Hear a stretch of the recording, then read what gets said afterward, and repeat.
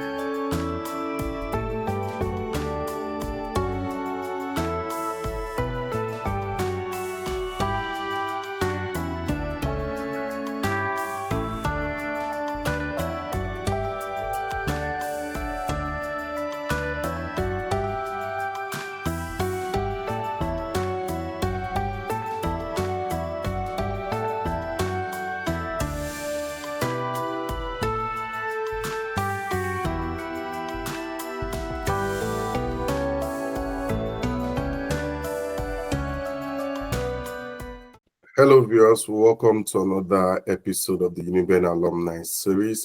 This is a show where we celebrate alumni of the great University of Benin, men and women that have gone through the University of Benin. And on today's episode, we have the CMD of UBTH, that's the Chief Medical Director of the University of Benin Teaching Hospital, Professor Darlington Obaseki. Thank you very much, Prof, for joining us today. Thank you. I'm happy to be here. Good morning, Kevin. Professor Obaseki holds MBBS from our institution. He graduated in the year 1991.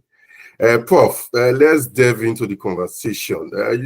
Why did you choose to study medicine? I know during your age, during your era, the professional courses were very attractive.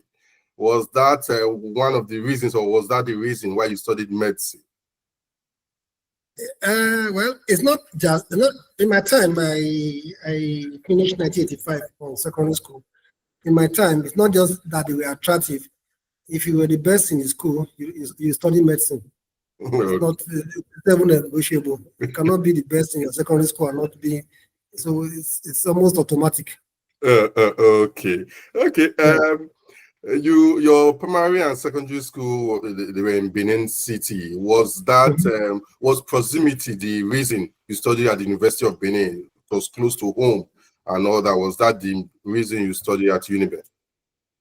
Yes, that was the primary consideration. But beyond that, as at that time, like I said, 1985, UNIBEN was the most sought after university in Nigeria then. So why go far when you have the best next to you?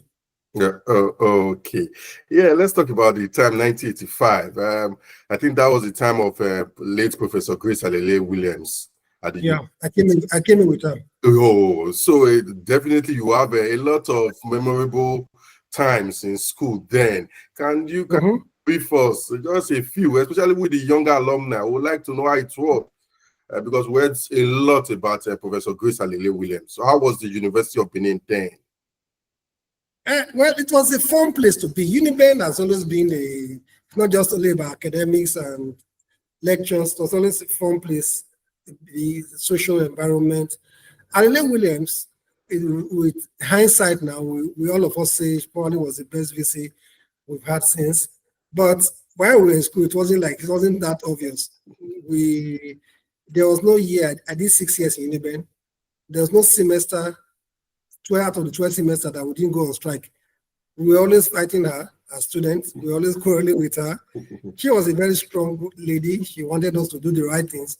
And with the benefit of hindsight, some of the things we went on protest for they are laughable now. We just laugh.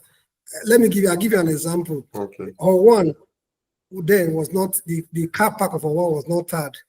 And I remember we went on a protest when she started tarring the Owa car park. Students went on protest. Why? Guess why? The reason was simple. We said that they want to tie it for our guests. Whether I like it or not, we won't believe it. We actually went to a protest. Whoa. And but then the protest was just the way we used to protest. Demonstration. Don't march around this campus. We don't go out. Just march and sing songs and we not go green, we not go green. Kind of. So it was it's funny. And I remember also she was the one that, or one was for female, or two, or three, and or four. That's Abuja. We all male. She one day now said now gave 2 blocks in reasonable because the female population was increasing. We didn't have a problem with that initially. We're all in the same hall too. Then on one day she came, the 2 blocks, she started putting up a fence, separating the 2 female blocks from the male blocks. And, guys, went to protest. So it was fun. It was just fun. But she was a very strong. Don't forget, she came from outside the university. Yeah. She came to her appointment and her tenure. With the benefit of hindsight, and we students didn't know them, but probably some of these issues were instigated by people who did not want somebody from outside. Okay. You spent 6 years as a medical student in UNIBEN. Yes, I did. Looking back, what can you say? These are the attributes I took from the University of Benin as a student that it's still very handful for me today. It's still very useful for me today. What are those attributes that you took from our institution? I think the first thing is that you go to school to build your character. What UNIBEN gave to me, for me, the most important thing was exposure. Like up to that moment, I went to Asolo Grammar School, I went to Izomo Primary School, all in Benin here. We're all local community, local indigenous. We're kind of like people same culture. The first thing that struck me when I got to UNIBEN, and with that stays with me tomorrow, to open my eyes to the cosmopolitan nature of the world, to different cultures. Because UNIBEN attracted the best of the best from all over the Nigeria then. My class, for example, my hostel, you meet people from everywhere and very intelligent, sharp persons. So that kind of allow you to open your eyes to the world, that there's a world beyond Benin. That's the first thing. That is that tolerance, that worldview brought, and that is still there today, that you need to accommodate the world and not just think that, as we say in Benin, in Benin, we just believe that the world begins and ends in Benin. Those days, some people still do it today, but it doesn't. Let's be honest with us. And that was the first lesson I took from UNIBEN. Then beyond that, at that time, UNIBEN was an international school, international in every sense of the word, because we had international faculty. When I was in year 1, we had a lecturer from the United States, Professor Reverend Father Dondom, was a chemistry lecturer. From US, he was an American citizen. There were so many citizens from outside Africa even. In year 2, we had in physiology, we had an Indian, we had a Greek, Professor Fortiadis, we had a Jamaican, Professor Reed, lecturing us then up to clinical, we had a Briton, Professor Sykes, whose son was also there. So apart from the international faculty, we also had students from outside Nigeria. We had a lot of, like in my class, we had about 3 of them from India and Pakistan, who were my classmates. So that was the school I went to, where you are an international school, international faculty, and international students. Yeah.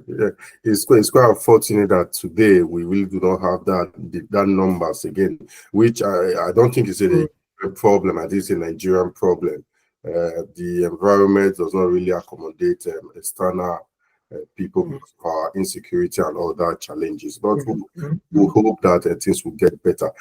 So after you did your NYC in Rivers State, and thereafter you went on to work in Lagos as a medical officer in Lagos. Then in 2001, you joined UBTH. So you spent some number of years in Lagos. Why did you choose to come home, come to UBTH? I didn't want to come home. I didn't want to come home. When I finished my service, I had enough of Benin. Don't mind. Remember that I had done all my schooling, lived all my life in Benin. I took a conscious decision that I don't want to stay in Benin. I moved over to Lagos. But unfortunately, in medicine, I wanted to be a specialist. I wanted to be a consultant. Unfortunately, I couldn't get a place in Lut. For 4 years, I kept trying to go into Lut. It never took me. And after a while, my time was running out. I was getting old. I said, well, let me go back to where they will accept me. And truly, I came back to Benin and I was received with open arms. So the major reason I came back was because I couldn't get into Lut. Right. Okay. You joined the services of the University of Benin in 2007. Yes, you were a student there in the late 80s. Now you became a lecturer. What are the differences that you see today? Because you can actually talk on both sides as a student in the late 80s and now in the 2000s as a lecturer. What are the differences? It can be positive, can be negative that you are seeing. Well, I think I'm sorry to say, I think the school, we have retrogressed badly. It's not the way we were.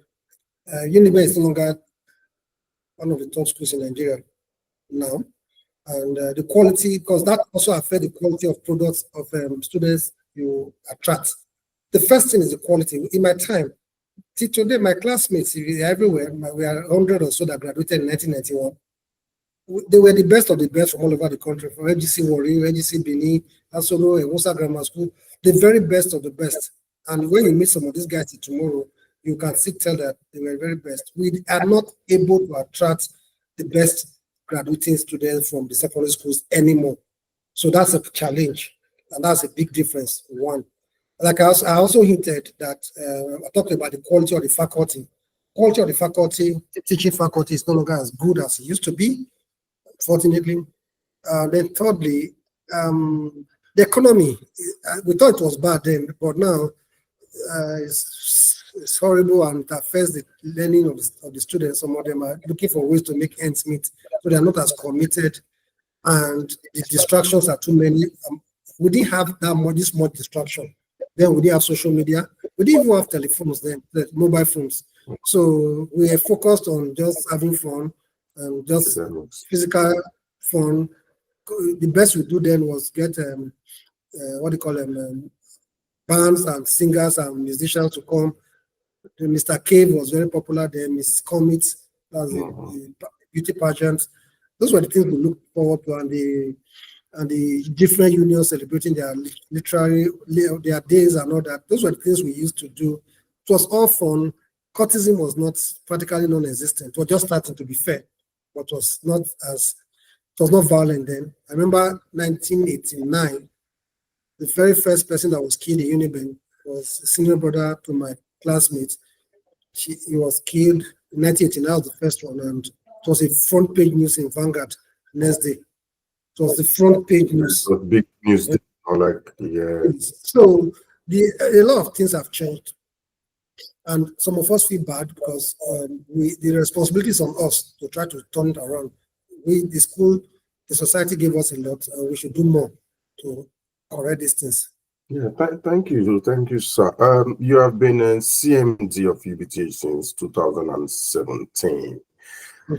What can you say that, okay, this is how UNIBEN prepared me for this task? You have held several other positions before emerging as CMD. What significant role do you think UNIBEN played in preparing you for such a leadership position? Well, I think I've already said one. UNIBEN is a foundation. I wouldn't say it prepared me for leadership, although I held some leadership position. But the first thing is, when you're growing up, is a foundation to have your basic compass, ethical compass, right? Knowing what is good and what is bad, knowing when not to break the law. Those were the things. Knowing how to what extent you want to go, and know how to organize yourself, and how, even amongst your friends then, and how to get along with people, and how to have a cosmopolitan view, a world view of issues, not just a narrow parochial view. For me, that's key. That's key. UNIBEN gave me that ability to have a world view, that things goes beyond my brothers and my sisters, my town, that the world is a big place. And so that was the main thing that, of course, not forgetting the quality of education I got. The first thing, That's the first point. I went in to get a certificate, to get educated, and I think that UNIBEN gave me that. And like I've told somebody before, some people before, I never be found wanting. I've traveled a lot to a lot of countries, works in some countries, and my basic foundational education has never been found wanting. That's thanks to UNIBEN. Yeah. Like we said, you have been CMD for 7 years, and in some quarter they said since you emerged as CMD, the technological advancement of the institution, UBTH, they've seen it over the place and all that. For you as the chief executive, what do you think? I know you have a lot of achievements you can roll out, but what do you think is your greatest achievement so far as CMD? People ask me this question a lot, but I think my greatest achievement is the staff happiness. I've been here for 7 years now. We've not had a single industrial action in UBTH for 7.5 years. Not a single local strike has happened. And that, for me, that's major, because when you consider the immediate past before I came on board, it was almost every other month. There was always one union going on strike. 7 years. So making the staff of UBTH happy and giving them highly motivated has been, for me, is top. Beyond the physical achievement, because if the staff are not happy, they can't look after the patients well. Yeah. If there's a break in services, a lot of patients die. So we've emphasized to make sure that everything in to make sure that doesn't happen. Whatever they need, we give to them. To even be proactive, they don't even need to ask. Most times, before they even know, we are thinking ahead of them. So I think that's my greatest achievement. Okay, Prof. Let's talk about the challenges. What are the challenges that you face on day-to-day, on periodic times? The major challenge facing UBTH, like almost every other hospital, not just government hospital, is the migration of healthcare workforce. It's very, it's a disaster. What is going on? You can't plan anymore. You can't say, okay, we started open heart surgery now. Any program you start in a teaching hospital like ours is driven by 1 or 2 persons, specialists. You have a cardiothoracic surgeon, you put in all your energy, effort into him, train him, give him anything he wants. Then tomorrow, you start the program, tomorrow he has gone. The program crashes automatically because you don't pick healthcare work from the chef. It's not like something you buy in the supermarket. Yeah. It takes years of investment to train this people. So it's now almost across all strategies, not just doctors, not just consultants. There has always been migration of doctors in Nigeria, from outside Nigeria. In my time, when I was in medical school, there was a huge wave of doctors migrating to Saudi Arabia. But most times, those days, the difference between that time and now, apart from the quantum of migrants, is even in the level at which I'm not migrating. Those days, we don't migrate when we finish medical school. You want to train first and all that. Now, before as they are collecting their certificate, they are taking on leaving. So now you are looking for doctors to train to become specialists. They are not there anymore. Yeah. So I'm not just doctors, nurses now are even the worst affected. Every other day I'm getting one letter of resignation or the other. So our occupational therapy department is totally depleted. Only 2 of them left. About 5, 6 of them have moved. So you can't really plan, you can't really do much. The workforce attrition is too high and it's not making things easy. That's number 1 challenge for the healthcare sector in Nigeria. There are others, but I will stick with that. Okay. If you want to go ahead to tell us others, because we know, because recently our university, we had the power issue when the V rocketed. Yes, we know general problems like that. If you intend to tell us more, it's fine. Well, like I said earlier, I've tried to stay ahead of. We have tried in UBT to stay ahead of the problems. Well, about 2 years ago, like when the power issue that affected UNIBEN, nobody has asked why did it affect UBTH? Okay. The simple reason is that 2 years ago, on our initiative, we went visiting this independent power plant in Benin, the Siomo power plant. Okay. I went to their head offices down at Olobo with my team because I knew they had brought the street light down to Bo. And I told them, look, if the street light is here, I'm interested in connecting to you people. And we had a serious engagement after about a few months, about a year and a half or so ago. They connected us. But what we didn't even just disconnect from BEDC. What we did was to now say, okay, we invested a lot of money, close to 200 million then, to not, in fact, the Shemo that did it, to make sure that we are able to have capacity to switch between the BEDC and the CMO. So we can switch between it. We switch, in fact, not that we can, we do switch between the two of them. Yeah. This one is out, so we are managed to, the cost of running it is expensive, but we are highly efficient. We just yesterday we were given an award as the most efficient service delivery hospital in Nigeria by the Federal Ministry of Health just yesterday. So, yes, in Nigeria. So we are extremely efficient by Nigerian standard. So we have been managing. It's tough now. Everybody. If you are not hands-on, if you are not staying ahead of the problem, you'll be caught off guard. So you need to think ahead. And that's one of the things we did when we came on board. We had a plan. We had a strategic plan, a documented plan that we have been following that helps us identify problems as they come, before they come, and we try to solve it. This issue of budgeting and funding and financing is a big constraint, but it's always everywhere everybody complains about not enough money. So I don't want to talk about those. Yeah. Okay. On the lighter side, everyone that knows you, that knows Professor Darlington Obaseki, knows that he loves football. Yeah, yes.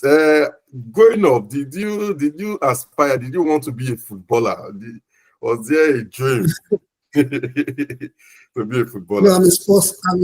I'm a jack of. I was a kind of a jack of all trades. I do a lot of things. I play Scrabble. I played football in school. Medical school. We played football for representing our department, School of Medicine. We played chess. I was a national champion in 1985. I won a national competition then. So I'm a chess master. So I was a chess master. I stopped playing after that. So I'm a sports person. I love sports. I try to balance my life. I read a lot, but I also do sports a lot. So football was never an option for me. Academics have always been. I'm an intellectual. I've always loved reading, so I'm an intellectual. That's my primary calling. So football is just a hobby that I do. And right now, I'm 56 now. I use it to keep fit. I use it to stay slim, to keep an eye on my weight. That's what I use it for, not to play anything serious.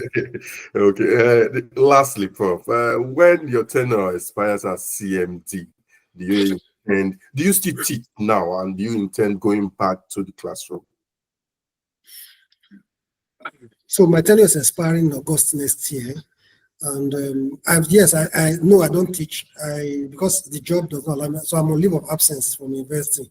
So hopefully next year I'll go back and resume I love teaching. Because teaching, like I keep saying, UNIBEN gave me a lot, and I think I have a lot to give back to the students to make sure that they are also brought up the same way I was brought up. So I'm going back to the classroom when I finish. After 1 year, I'll take 1 year sabbatical leave to reboot before I go back. Okay. Thank you very much, Prof. Thank you for creating time to speak to us. Yes, thank you, Kevin. Thank you so much for this opportunity, and keep doing what you are doing. We are very proud of the school. We know we have gone back a little. The outgoing VC, I should say something about her. Yes. Professor Lilian Salami. Yes. Professor Lilian Salami has done all she could to bring this school back to its former glory. She has done extremely well. Of all the recent VCs that we've had, for me, she's the best. In terms of infrastructural development, in terms of ambience, in terms of the ambience of the school, she's put in a lot of. She's done a good job. And we are hoping that the incoming VC, Professor Moigi, who I also know is a fantastic person to do as well, and look at the processes of the school, the teaching faculty, and the students. So we're able to attract quality students back to that school. Thank you. Thank you very much, Prof. Really appreciate it. I appreciate it. Yes, sir. We've been speaking to Professor Darlington Obaseki, the CMD of UBTH. Continue. subscribe to our channel. We'll bring you more exclusive interview of UNIBEN alumni. Bye for now.